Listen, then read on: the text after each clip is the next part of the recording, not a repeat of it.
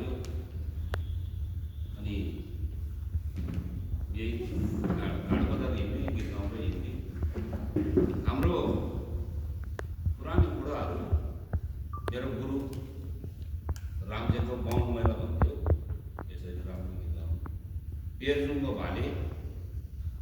त्यो दुईजना मेरो गुरु रातभरि मादल बजाउँथ्यो 12-13 वर्षको उमेरमा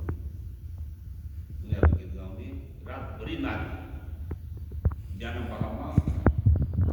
आगोमा यति हुन्थ्यो फुल बाउसँग पिछी मोटाउनु जाँदाखेरि ठाडीगोरीमा पेरजुङ्गो भालेर हाम्रो चिम्लाटीको ठाडले झन्डी भन्थ्यो पेरजुङ्गो भाले भन्थ्यो यिनीहरू गीत गाउने कतै गएको त रमको दोकानमा त्यतिखेर त्यो ठर्रा भन्थ्यो त्यहाँ अगाडि गीत गाउनु खो मजा रह भन्नु मलाई म रातभरि छर्लङ्गै मादल बजाएँ त्यतिखेर उनीहरू सुनेर जानेको अब 26-27 वर्ष हिँड्दैमा बितायो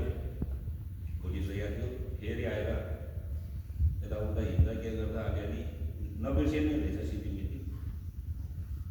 त्यसले गर्दाखेरि हाम्रो घाट बजारमा नवधान बजारमा 8वटा ठाउँमा मैले हुँदै हिँडेको 8वटा ठाउँमा गीत गाउँथेँ रातैभरि छर्लङ्गै गीत गाउँथेँ 8वटा सिम्दै गीत गाउँथ्यो त्यो ठाउँ ठाउँमा आफ्नो आफ्नो शरीर त्यतिखेर फोनको जमाना थिएन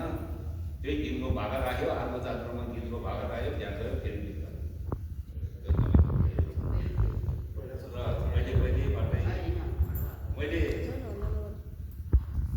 72 वर्ष लाग्यो 60 वर्ष भयो होला नि त्यसमा भाग लिएको होइन 12-13 वर्षबाट हिँडेको जात्रै गर्दाखेरि कस्तो हुन्छ यो ठाडो भाका चाहिँ कसरी गाइन्छ कस्तो हुन्छ के हो भित्र त्यो भनिदिनु न यो यस्तो हुन्छ एउटा छोरी पनि माग्नेतिको माया प्रेम जस्तै यो गीतमा नि माया प्रेमको आउँछ कहीँ छैन मै छैन नि